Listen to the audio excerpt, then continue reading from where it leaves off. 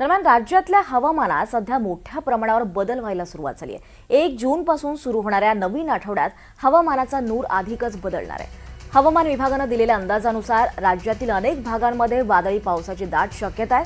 मात्र नागरिकांनी आणि शेतकऱ्यांनी एक महत्त्वाची बाब लक्षात घेणं गरजेचं आहे। सद्यस्थितीनुसार राज्यातली बहुतांश भागांमध्ये किमान 10 जून पर्यंत अधिकृत मान्सूनच्या आगमनाची कोणतीही शक्यता नाहीये। त्यामुळे हवामान खात्यानं शेतकऱ्यांना विशेष आवाहन केलंय। वादळी पाऊस पाहून पेरणीची घाई करू नये। योग्य वेळी मान्सूनच्या आगमनानंतरच पेरणी करावी, अन्यथा दुबार पेरणीचं संकट ओढवू शकतं।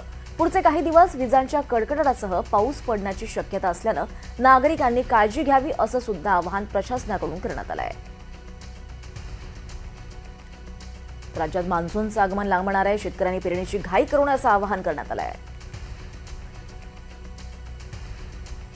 दरम्यान बारामतीमध्ये अवकाळी पाऊस आणि गारपिटीचा हाहाकार पाहायला मिळतोय। शेतकऱ्यांच्या पिकांचं मोठं नुकसान झालंय। पुणे जिल्ह्यातील बारामती तालुक्याच्या पश्चिम भागात झालेल्या अवकाळी पाऊस आणि गारपिटीमुळे शेतकऱ्यांच्या चिंतेत भर पडली आहे। वडगाव, निंबाळकर आणि निंबूतसह परिसरातील अनेक गावांमध्ये झालेल्या गारपिटीमुळे शेती पिकांचं मोठ्या प्रमाणात नुकसान झालंय। हवामानातील अचानक झालेला बदल आणि गारपिटीचा तडाखा यामुळे शेतात उभी असलेली हंगामी पिकं बाधित झाली आहेत।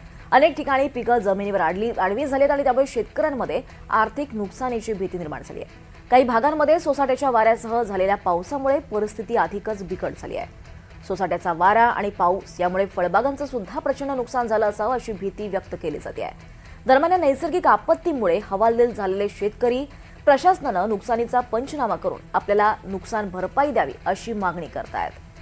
तर नुकसानीची व्याप्ती तपासण्यासाठी कृषी विभागाचे अधिकारी सध्या बाधित भागांना भेटी देण्याच्या तयारीत आहेत।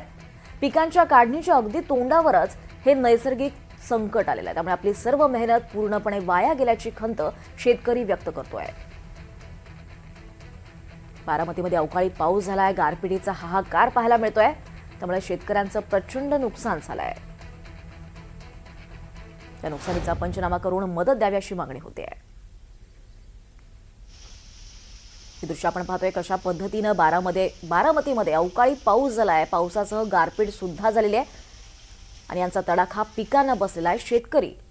शेतकऱ्यांचं प्रचंड नुकसान झालंय। गारपीट आपण पाहू शकतो या दृश्यांमध्ये मोठ्या प्रमाणात गारपीट झाली आहे। मात्र हा अवकाळी पाऊस आहे, त्यामुळे शेतकऱ्यांचं प्रचंड नुकसान झालंय।